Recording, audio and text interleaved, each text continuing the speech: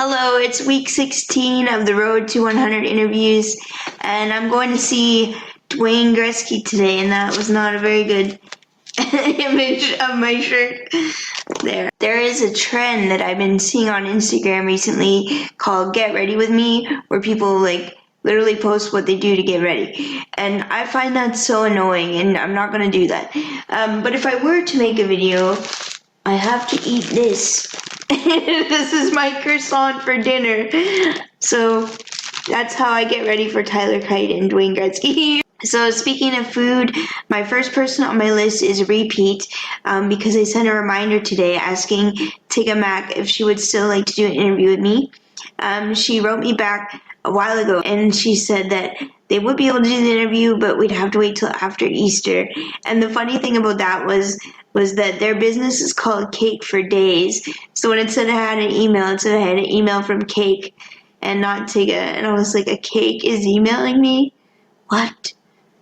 Hi, so I recorded most of this video on the day that I went to see Dwayne Gretzky, and I wasn't really happy with how it turned out. My jacket looked really big, looked like I had shoulder pads going on. So I wanted to reshoot some of the footage. So this is the same shirt, different day, no jacket. I've done 90 interviews now, which means that I'm coming to the end of the Road to 100 interviews, but that doesn't mean I'll stop. I'll just change over to the Road to 200 interviews, I think.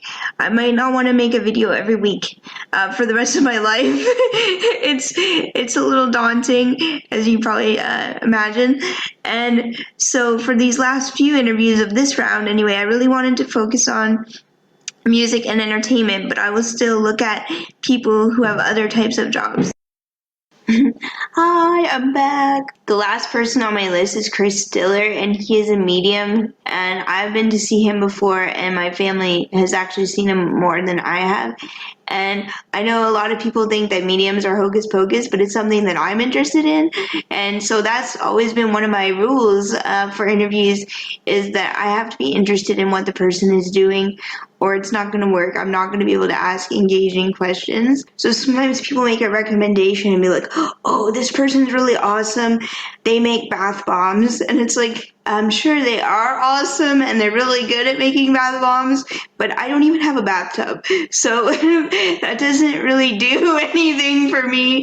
So since I went to see Tyler Kite the other day, I've been thinking about this a lot. If you think back to Popular Mechanics for Kids, it was a show that profiled different types of careers and jobs. And so I kind of think that show inadvertently inspired me to be doing what I'm doing now and asking people questions about their jobs and why they do what they do. So thank you, Tyler Kite. So I met Tyler Kite in 2010 at Fanshawe College. He was playing in a band at the time called Sweet Thing.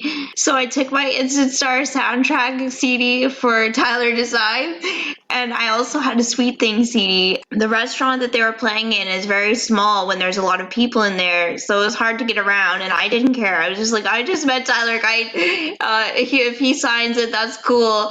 But then he was so nice, he took the CD and ran around with it and got all the band members to sign it because I couldn't get to them. My favorite part of that day, though, was actually the minute I met Tyler Kite, he was selling the t-shirts, and he was like, hi, I'm Tyler, and I was like, I know. And unfortunately, they didn't have my size t-shirt, and I was really disappointed, and he could tell, and he looked in a tote and found my shirt, and he's like, would this be what you're looking for? And it was perfect. And so I paid for it, and he owed me $5, and I still have that $5 bill, so I'll never be broke, thanks to Tyler. After that, I did not see Tyler for 8 years. I saw him again in 2018, and that was the last time I physically spoke to Tyler. He would sometimes message me if I was at a show and it was intermission, and it always floored me that he would remember. Dwayne Gretzky was one of the last shows I went to in 2019, and then COVID happened, and they came back last year, and I could tell that Tyler had spotted me, and so I figured, he'll probably just wave this time, and he did.